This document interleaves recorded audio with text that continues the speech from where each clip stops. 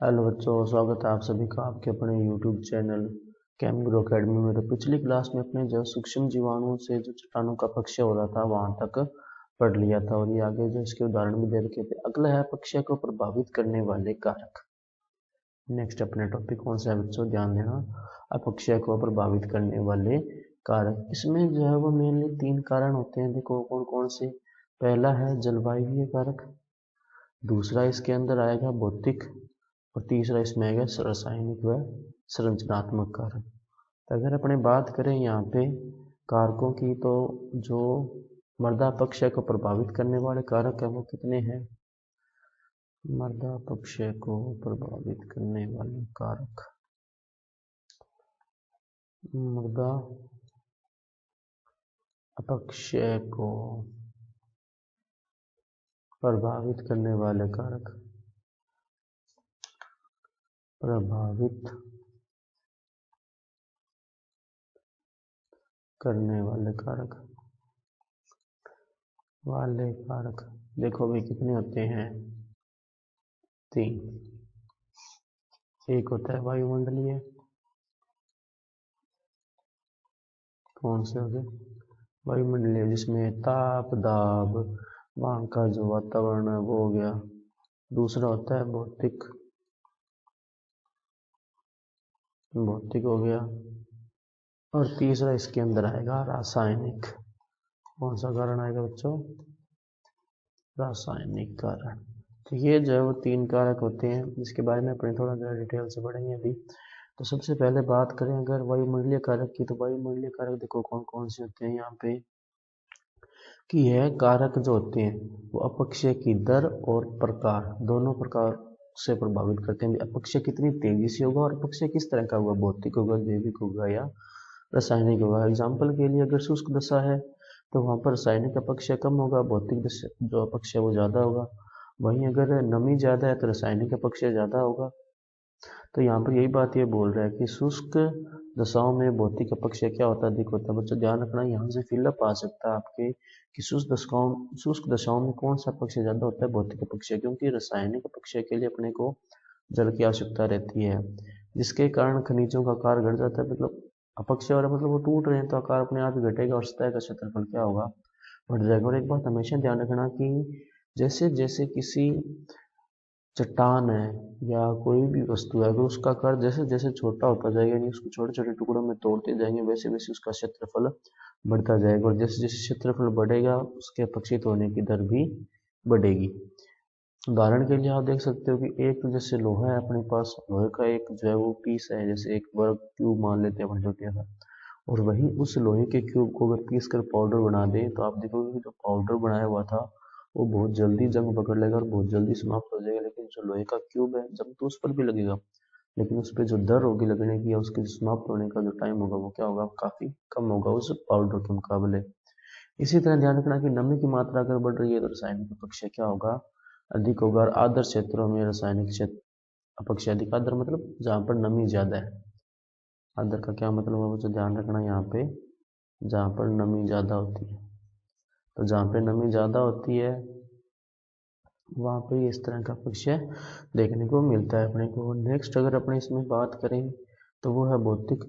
भौतिक जो है इसमें देखना कि खनिज के आकार, कठोरता, सीमेंटीकरण आदि अपक्षय को प्रभावित करते हैं। अब ये एक चीज़ ध्यान देना कि यहाँ पे क्या बोला कि महीन आकार के खनिजों का अपक्षय मोटे खनिजों की अपेक्षा क्या होता है, अधिक होता है। ये बात बच्चों ध्यान रखना कि महीन आकार के जो खनिज होते हैं उनका अपक्षय मोटे खनिजों की तुलना में क्या होता है, अधिक होता है। एक कठोर खनिज जैसे कि क्वार्ट्जाइट का भौतिक अपक्षय मंद गति से होता है, फलस्वरूप रासायनिक अपक्षय भी कम क्षेत्रफल के कारण क्या होगा, धीरे धीरे। क्या कह रही है लास्ट वाली लाइन देखना कि क्योंकि उसका जो है वो अपक्षय कम हो रहा है, अपक्षय कम हो रहा है तो वो टूटेगा भी कम। अगर टूटेगा कम तो पृष्ठीय क्षेत्रफल भी क्या होगा, कम बढ़ेगा। और कम अगर पृष्ठीय क्षेत्रफल बढ़ेगा तो उसके कारण रासायनिक अपक्षय भी क्या होगा, कम होगा। अगला है रासायनिक और संरचनात्मक गुण। वो एक आगे ये नॉर्मल सी बात बोल रहा है, खनिज के अपक्षय की दर जो होती है उनके आकार, रासायनिक और क्रिस्टलाव गुणों पर भी निर्भर करते हैं। कठोर क्रिस्टलाव धीरे धीरे अपक्षित होते हैं। जैसे ग्रेनाइट होती है वो काफी कठोर, ज्यादा कठोर चट्टान होती है तो वो जल्दी से अपक्षित नहीं होती। अगला है मृदा निर्माण। अब मृदा निर्माण की परिभाषा को याद कौन से रखनी है बच्चों, ये वाली परिभाषा कि मृदा का भौतिक रासायनिक एवं जैविक शक्तियों द्वारा चट्टानों का भौतिक जैविक और रासायनिक शक्तियों द्वारा मृदा रूप में बदलना क्या कहलाता है, मृदा उत्पत्ति। कि चट्टानों का भौतिक रासायनिक और जैविक शक्तियों के द्वारा मृदा रूप में बदलना क्या कहलाता है, मृदा की उत्पत्ति। चट्टानें जिनसे भूपपड़ी बनी होती है वायुमंडल की क्रिया द्वारा टूटने लगती है और उनके टूटने से असंगठित पैतृक पदार्थ कहते हैं जिन्हें रेगोलिथ कहा जाता है। ये वर्ड बच्चों ध्यान रखना यहाँ पर, ये वर्ड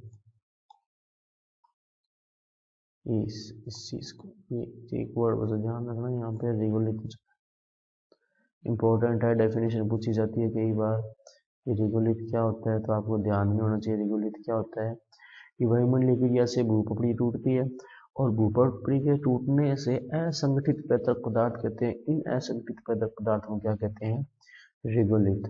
प्रश्न बन सकता है यहाँ से 1 नंबर का, रेगोलिथ के नीचे ठोस चट्टानें होंगी, सिंपल सी बात है, उसी से रेगोलिथ बना है। और परिवहन शक्तियाँ कौन कौन सी होंगी यहाँ पर बच्चों ध्यान रखना। परिवहन शक्ति की जब वो बात कर रहे हैं तो कौन कौन सी होगी परिवहन शक्तियाँ, जल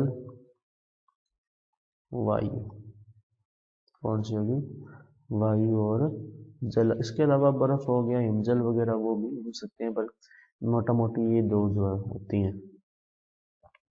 तो वो परिवहन शक्तियों की अनुपस्थिति में रेगोलिथ की मोटाई बढ़ती है। रेगोलिथ की मोटाई इसलिए बढ़ रही है क्योंकि देखो बच्चों भी परिवहन शक्तियां हैं नहीं, यानी ना ही तो पानी है ना ही जल है, तो वो उन पैतृक पदार्थों को लेकर नहीं जा रहे, वो वहीं पर पड़े हैं, लगातार वो बढ़ रहे हैं, जिस कारण उसकी मोटाई बढ़ती जा रही है। और परिवहन शक्तियां जैसे गुरुत्व बल, बहता पानी, बहती बर्फ, वायु आदि चट्टानों के टूटने से प्राप्त हुए पदार्थों को भूमि की सतह पर लगाकर वितरित करते हैं। मतलब अगर परिवहन शक्तियां होंगी तो वो उन रेगोलिथ्स को यानी पैतृक पदार्थों को एक जगह से दूसरी जगह लेकर चले जाएंगे। उसके बाद में नेक्स्ट अपन इसमें जो आता है वो देखो क्या है, तो ये क्या कह रहा है कि इस प्रकार परिवहन शक्तियों के द्वारा धीरे धीरे मृदा जो होती है निर्माण की क्रिया चलती रहती है। मृदा की उत्पत्ति प्रकार 2 प्रकार के प्रक्रमों से थी। ध्यान देना ये अपने चैप्टर के शुरुआत में आया था कि जहाँ पर ये बोला गया था कि मृदा एक प्राकृतिक पिंड क्यों है, आप ऐसा कैसे कह सकते हैं, तो उसमें ये 2 कारक थे। पहला था कि मृदा उत्पत्ति 2 प्रक्रमों से थी, एक होती है अपक्षय जिसको अपने विनाशी प्रक्रिया बोलते हैं, और दूसरा होती है प्रोफाइल का विकास या मृदा का निर्माण। तो मृदा में 2 प्रावस्थाएं हैं, पहला है मूल चट्टानों से कच्चे पदार्थ का बनना और दूसरा है इस कच्चे पदार्थ का मृदा पिंड में रूपांतरण। तो ध्यान रखना बच्चों की मूल चट्टानें जो होती है वो उनसे टूटते हैं छोटे पदार्थ यानी छोटे छोटे टुकड़े टूटते हैं जिनको बोलते हैं कच्चे पदार्थ, और इन कच्चे पदार्थों से क्या होता है मृदा का निर्माण। यानी कि बड़ी चट्टान थी वो किसी भौतिक या रासायनिक अपक्षय के कारण छोटे छोटे टुकड़ों में टूटी और उन छोटे छोटे टुकड़ों से क्या हुआ मृदा का निर्माण हुआ। और ये जो छोटे छोटे टुकड़े होते हैं जिनसे मृदा का निर्माण होता है इसी को ये अपने जो है वो क्या बोला था यहाँ पे, रेगोलिथ। ठीक है बच्चों, तो पहली प्रावस्था जो विखंडन है, ये बात देखो पहले भी आ चुकी है कि पहली प्रावस्था में विखंडन या विच्छेदन है, मतलब टूटते हैं वो छोटे छोटे। ये कौन सी प्रावस्था, विनाशकारी, क्योंकि बड़ी बड़ी चट्टानों का क्या हो रहा है विनाश हो रहा है। जबकि बाद की प्रावस्था क्या है, संश्लेषण। ये संश्लेषण भी क्यों है, क्योंकि इसमें मृदा का संश्लेषण हो रहा है। और ये बात शुरुआत में भी आ गई थी कि मृदा को प्राकृतिक पिंड इसीलिए बोला था क्योंकि ये एक तो ये स्वतंत्र इसका अस्तित्व है, दूसरा इसके निर्माण में विनाशकारी और संश्लेषणकारी दोनों प्रकार की प्रक्रियाएं शामिल थी तथा उद्भव और निर्माणकारी प्रावस्था है। तो पहली प्रावस्था तो कौन सी है बच्चों, ध्यान रखना यहाँ पर आप कि पहली प्रावस्था तो है विनाशकारी और दूसरी प्रावस्था है संश्लेषण, उद्भव और निर्माणकारी प्रावस्था। मृदा निर्माण की दोनों प्रावस्थाएं भौतिक, रासायनिक एवं जैविक कारकों द्वारा संपन्न होती है। मृदा निर्माण की दोनों मतलब प्राथमिक और द्वितीयक, विनाशकारी और संश्लेषण वाली। भाई चट्टानों का अगर विनाश हो रहा है या चट्टानें टूट रही है तो उसमें भी भौतिक, जैविक और रासायनिक कारक ये अपन पढ़े थे। इसी तरह अगर मृदा का उन चट्टानों के टूटने से जो कच्चे पदार्थ बने हैं या जो रेगोलिथ बने हैं उनसे मृदा का निर्माण जब हो रहा है उसमें भी भौतिक, जैविक और रासायनिक तीनों कारक जो है वो सम्मिलित हुए हैं। ये बात भी आप ध्यान रखना। और इन अपक्षय प्रक्रमों के फलस्वरूप मृदा की भौतिक संरचना में परिवर्तन होता है, सिंपल सी बात है। और मृदा संहति में समस्त परतों का विकास होता है। इससे मृदा प्रोफाइल कहते हैं वही मृदा परिच्छेदिका। इसलिए मृदा प्रोफाइल का विकास क्या होती है, मृदा उत्पत्ति। नेक्स्ट अपने आता है मृदा निर्माणकारी प्रक्रियाएं। क्या आता है बच्चों, मृदा निर्माणकारी प्रक्रियाएं। पहली बात तो मृदा निर्माणकारी प्रक्रियाएं दो प्रकार की, एक तो प्राथमिक और द्वितीयक विशिष्ट, और इन दोनों को क्या कहते हैं, पेडोजेनिक क्रियाएं। यानी पेडोजेनिक क्रियाएं क्या होती है, मृदा निर्माण की जो प्रक्रिया होती है इसको क्या कहते हैं, पेडोजेनिक क्रिया। ठीक है, अब ये होती कौन कौन सी हैं उसकी बात करते हैं अपने। तो मृदा निर्माणकारी जो प्रक्रियाएं होती है, मृदा निर्माणकारी प्रक्रियाएं, ये जो होती है कुल कितनी होती है, 9। भौतिक कौन कौन सी हैं वो देखो। पहला आता है इसमें ह्यूमिफिकेशन। क्या आता है, ह्यूमिफिकेशन।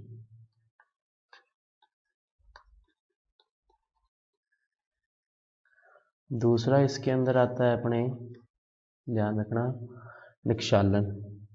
क्या आता है, निक्षालन।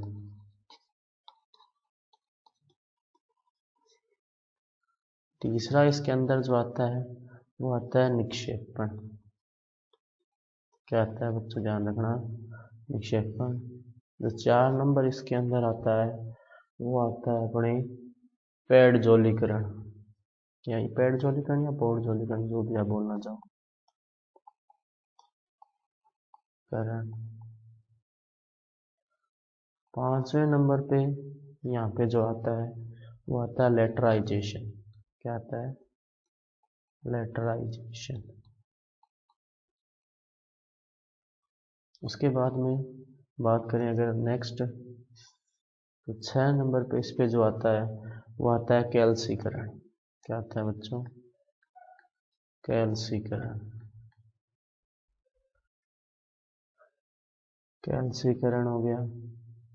उसके बाद में 7 नंबर पे जो निकल के आता है वो आता है डी कैल्सीकरण।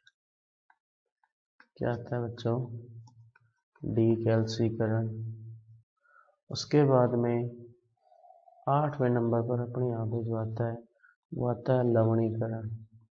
क्या आता है बच्चों, लवणीकरण। और ये कहें कि सबसे जो लास्ट में इसमें जो आता है वो आता है पेडोटर्बेशन। क्या आता है बच्चों, पेडोटर्बेशन। तो जो ये जो है वो 9 मृदा निर्माणकारी प्रक्रियाएं हैं। पहले की अगर अपने बात करें यहाँ पे तो वो आता है ह्यूमिफिकेशन, दूसरा निक्षालन, तीसरा निक्षेपण, उसके बाद में आता है पौडजोलीकरण, फिर आता है लेटराइजेशन, फिर कैल्सीकरण, फिर डीकैल्सीकरण, फिर पेडोटर्बेशन और फिर लवणीकरण। अब जो अपने इनके बारे में 1 बाय 1 बात करते हैं। तो पहला इसके अंदर जो आता है वो आता है ह्यूमिफिकेशन। क्या होता है ह्यूमिफिकेशन, बात करते हैं अपने। ह्यूमिफिकेशन का मतलब होता है ह्यूमस का निर्माण। क्या होता है, ह्यूमस का निर्माण होना क्या कहलाता है, ह्यूमिफिकेशन कहलाता है। यानी ह्यूमिफिकेशन की परिभाषा क्या लिखेंगे, ह्यूमस का निर्माण। अच्छा, ह्यूमस का निर्माण होता कैसा है, होता कैसे है, सड़े गले कार्बनिक पदार्थों से। सड़े गले कार्बनिक पदार्थों से ह्यूमस का निर्माण होता है। कार्बनिक पदार्थों से नए कार्बनिक पदार्थों का निर्माण, नए कार्बनिक पदार्थों का निर्माण। अच्छा, एक और बात जो ह्यूमस के बारे में आती है वो कौन सा, कि कौन से संस्तर में होता है, ये ओ संस्तर में। किस संस्तर में, ओ संस्तर में होता है। और उसके अलावा अगर अपनी बात करें ह्यूमिफिकेशन की तो ये नम प्रदेशों में अधिक होता है। नम प्रदेशों में अधिक, नम प्रदेशों में अधिक, तो जो उष्ण या शुष्क प्रदेश है वहां पर क्या होंगे, कम होंगे। ये हो गया ह्यूमिफिकेशन मोटा मोटा। उसके बाद में 2 नंबर पे बात करें अपने तो वो आता है निक्षालन। क्या होता है निक्षालन, निक्षालन का जो मतलब होता है शब्द का मतलब होता है, शब्द से अर्थ जो होता है, शब्द से अर्थ की अगर अपने बात करें यहाँ पे शब्द से अर्थ, तो उसका मतलब होता है धुलाई। निक्षालन का मतलब क्या होता है? धुलाई होना। ठीक है बच्चों। अच्छा, और वैसे निक्षालन का मतलब क्या होता है? निक्षालन का मतलब होता है कि ऊपरी सतह के अवयवों का अंतःस्राव द्वारा निचली सतहों में जाना, यानी अवयवों का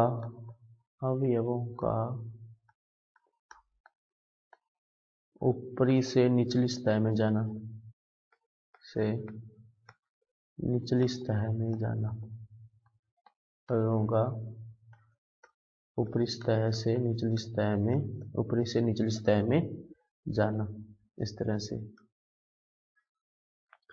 और आर्द्र जलवायु वाले इलाकों में क्या होता है कि ये थोड़ा आपने कह सकते हैं ज़्यादा होता है क्योंकि पानी होता है, तो हम कह सकते हैं कि आर्द्र जलवायु में अधिक होता है। ये आर्द्र जलवायु में अधिक होता है। ठीक है बच्चों, ये ध्यान रखना कि आर्द्र जलवायु जो होते हैं जा जाते हैं। और एक और बात ध्यान रखना कि A2 संस्तर को, A2 संस्तर को क्या बोलते हैं? निक्षालित संस्तर। क्या बोलते हैं? निक्षालित संस्तर।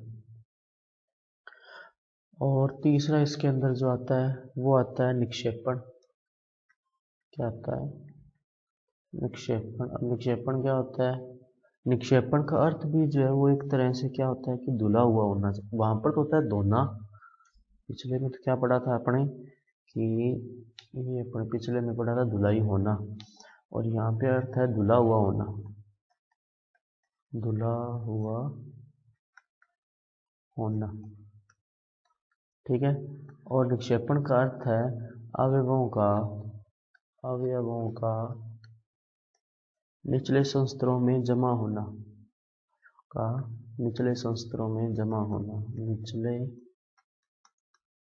संस्तरों में जमा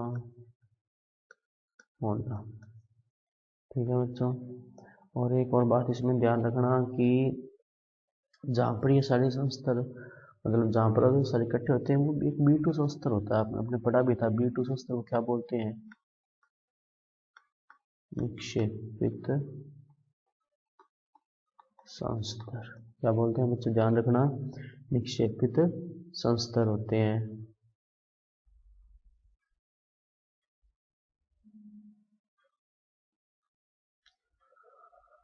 और इसमें एक और बात ध्यान रखना कि इस निक्षेपण के कारण क्या होता है, जो सिलिका हो गया यानी क्ले, तो क्ले यानी मृत्तिका, क्ले और मृत्तिका एक ही बात होती है, और Fe हो गया और Al जो होते हैं वो क्या हो जाते हैं? जमा हो जाते हैं। ठीक है बच्चों, ध्यान रखना, क्या हो जाते हैं? जमा हो जाते हैं। कहाँ पे? निचले संस्तरों में। उसके बाद में चौथा जो इसमें आता है वो आता है पौडजोलीकरण। क्या आता है बच्चों? पौडजोलीकरण नेक्स्ट जो इसमें आता है। सबसे पहले अगर अपने बात करें ना इसकी, तो ये जो शब्द है तो पौडजोला से लिया गया है। किससे लिया गया है? पौडजोला। एक तरह से अपने कह सकते हैं कि रूसी नाम है ये। किससे लिया गया है? पौडजोला से, जिसका मतलब क्या होता है? राख के समान। क्या होता है? राख के समान। ये ध्यान रखना पहली बात। दूसरा इसमें होता क्या है कि एक तो ह्यूमस और दूसरा शेषकवि ऑक्साइड। ह्यूमस व शेषकवि ऑक्साइड, ये नाम बच्चों ध्यान रखना। शेषकवि ऑक्साइड जो होते हैं वो नीचे के संस्तरों में जमा हो जाते हैं, नीचे के संस्तर में जमा हो जाते हैं, संस्तर में जमा हो जाते हैं। अब इसमें होता क्या है कि यहाँ पर एक वर्ड है, देखो, राख। राख जो है वो इंग्लिश में ऐश बोलते हैं, और राख का मतलब आप एक समझो दनायन। राख का मतलब आप क्या समझो? दनायन। तो दनायन जो होते हैं वो नीचे चले जाते हैं। दनायन कौन कौन से? कैल्शियम, मैग्नीशियम, सोडियम और पोटेशियम नीचे के संस्तर में चले गए, नीचे के संस्तरों में चले गए। और ऊपर कौन कौन से रह गए, H प्लस और Al+3, जिसके कारण क्या होती है कि इससे मृदा क्या हो जाती है, अम्लीय। क्या हो जाती है बच्चों, ध्यान रखना, अम्लीय हो जाती है मृदा। और एक और बात की ये जो प्रक्रिया है पौधजलीकरण की वो कहाँ पे होती है, ठंडे व नम प्रदेशों में अधिक होती है, ठंडे व नम प्रदेशों में अधिक होती है ये प्रक्रिया। ठीक है बच्चों, तो ये हो गया अपने पौधजलीकरण। नेक्स्ट इसके अंदर आता है अपने लेटराइजेशन। क्या आता है, लेटराइजेशन। अब लेटराइजेशन क्या होता है वो देखो, लेटराइजेशन जो वर्ड है वो बना लेटेराइट्स, लेटेराइट शब्द, इसका मतलब क्या होता है, ईंट के समान लाल रंग, ईंट के समान लाल रंग। लेटराइट शब्द का मतलब क्या होता है, ईंट के समान लाल रंग। अब इसमें भी जैसे पौधजलीकरण में हो रहा था, Fe और Al ऊपरी संस्तरों में रहते हैं, ऊपरी संस्तर में, जिससे मृदा क्या हो जाती है, अम्लीय हो जाती है, मृदा क्या हो जाती है, अम्लीय हो जाती है। और मृदा का लाल रंग जो होता है, मृदा का लाल रंग जो होता है वो किसके कारण होता है बच्चों, ध्यान रखना, फेरिक ऑक्साइड के कारण। किसके कारण होता है, फेरिक ऑक्साइड के कारण, फेरिक ऑक्साइड के कारण, फेरिक ऑक्साइड के कारण। और फेरिक ऑक्साइड यहाँ पर किसको बोला गया है, Fe2O3 को। ठीक है, इसको हेमेटाइट भी बोलते हैं वैसे, हेमेटाइट। ठीक है बच्चों, अच्छा, और इसके अलावा इसमें ये मृदाएं कहाँ पे होती है, उष्ण व अर्ध उष्ण।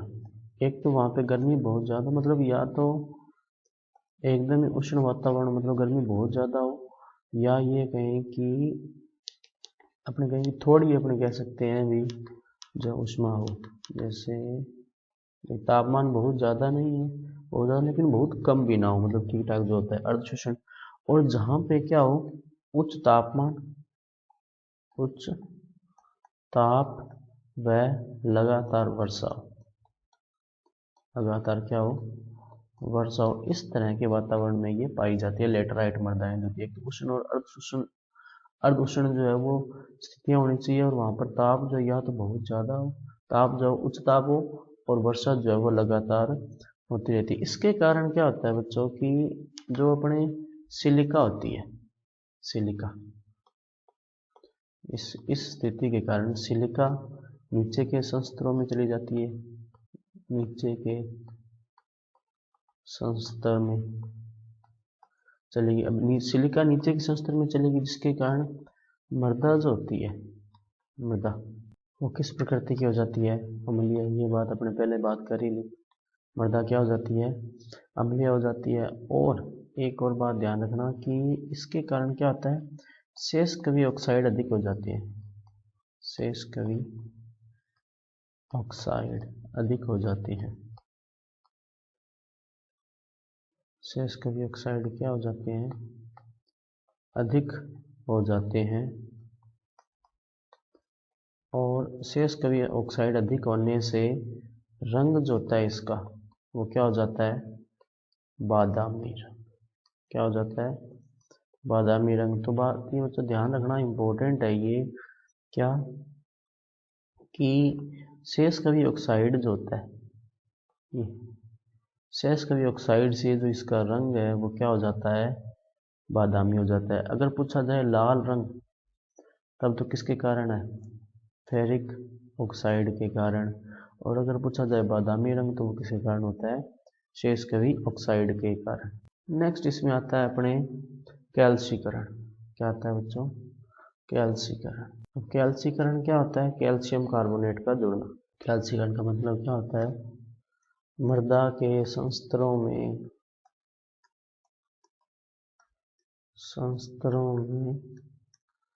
कैल्शियम कार्बोनेट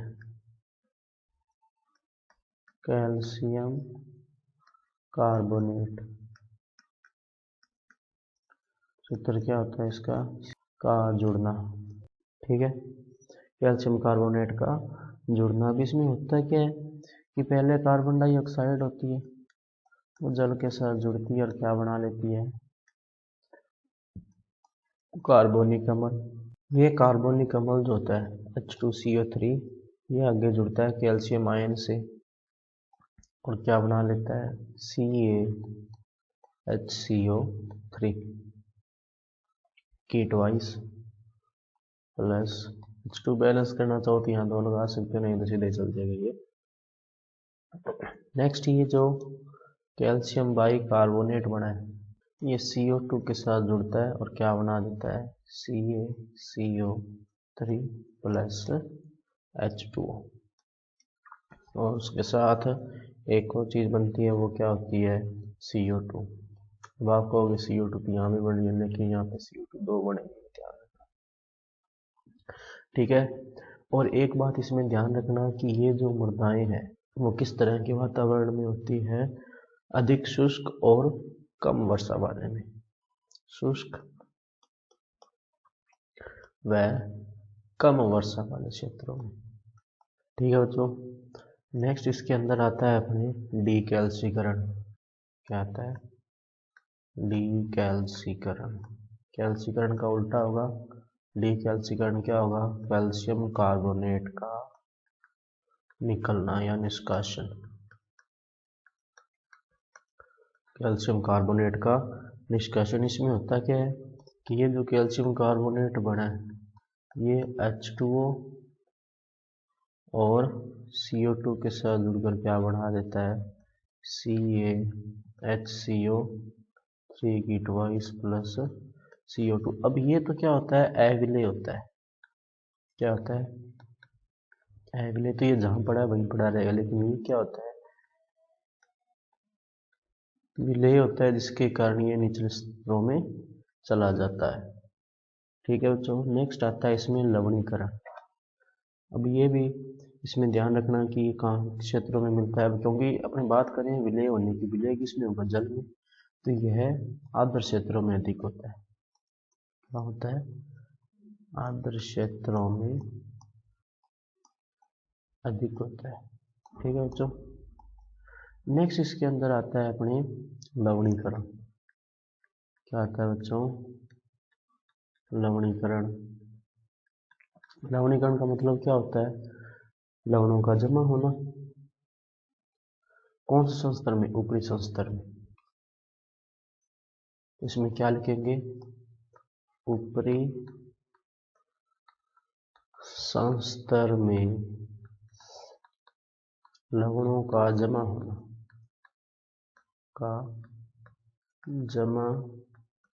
होना, क्या कहलाता है? लवणीकरण। अच्छा, किस तरह के क्षेत्रों में होता है ये?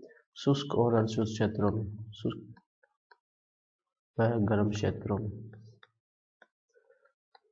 गर्म क्षेत्रों में एक्चुअली में होता क्या है ना कि नमी होती है, नमी के अंदर लवण घुले होते हैं। तो जहाँ पर शुष्क क्षेत्र होते हैं, गर्मी ज़्यादा होती है, तो वो नमी जो होती है वो भाप के रूप में ऊपर आती है। अब जैसे ही भाप जो ऊपर आएगी तो उसके साथ घुले हुए लवण भी क्या आते हैं? ऊपर आते हैं। ऊपर आने के बाद में जो पानी होता है वो तो क्या होता है? भाप बन के उड़ जाता है, लेकिन लवण जो होते हैं वो ऊपर जमा हो जाते हैं। इसी सतह को क्या बोलते हैं? लवणीकरण। अब इसमें जमा क्या क्या होते हैं वो ध्यान रखना। सोडियम क्लोराइड और सल्फेट। इसमें जमा क्या क्या होते हैं? सोडियम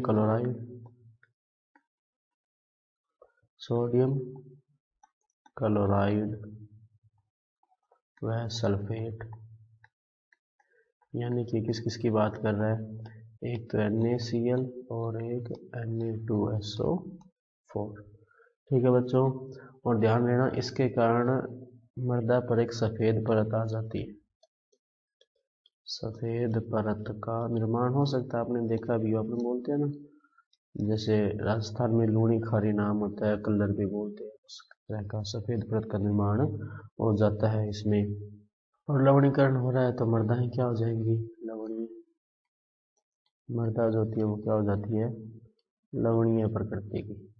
होता किसके कारण, इसके बहुत सारे कारण आगे अपने डिटेल में आएंगे ये सारी चीज़ें। बाकी लवणीय जल से सिंचाई करना, और जो अपने जो भूजल होता है ऊपर आता है उसकी वजह से भी हो जाता है। और लास्ट इसके अंदर जो आता है अपने, वो आता है पेडोटर्बेशन। और क्या होता है ये, वो देखो, पेडोटर्बेशन का मतलब होता है विभिन्न संस्तरों का आपस में जुड़ना, विभिन्न